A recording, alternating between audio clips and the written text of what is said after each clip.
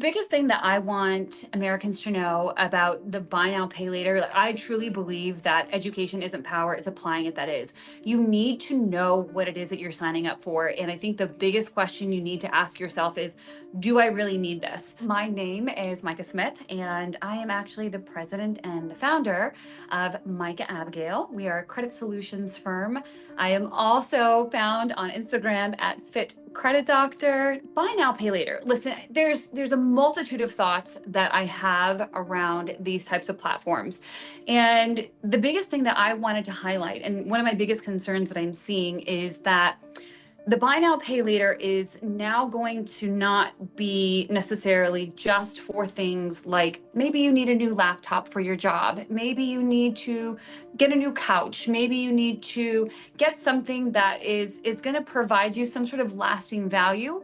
And what we're actually seeing is that buy now, pay later is now going to be implemented with food delivery services. While I am not adverse to it, my concern, especially as a credit specialist and someone who likes to forewarn the public about what damage could be caused by these types of programs, having this hit your credit report in a positive way, well, that's great. And we can talk more about the credit side of things. But if it hits in a negative way, that's where we're going to see some pretty large catastrophe. And when you are essentially going out and you're financing things, like, you have to ask yourself this question: I'm financing food delivery. Does this make sense? And I want people to understand that the borrower is slave to the lender. And one of the biggest things I talk about is just the importance of financial security. And financial security comes from having good money habits. And financing food delivery is not essentially, that is not a good money habit. And so I want people to know, listen, if you can't afford it, I would implore of you to please not finance it.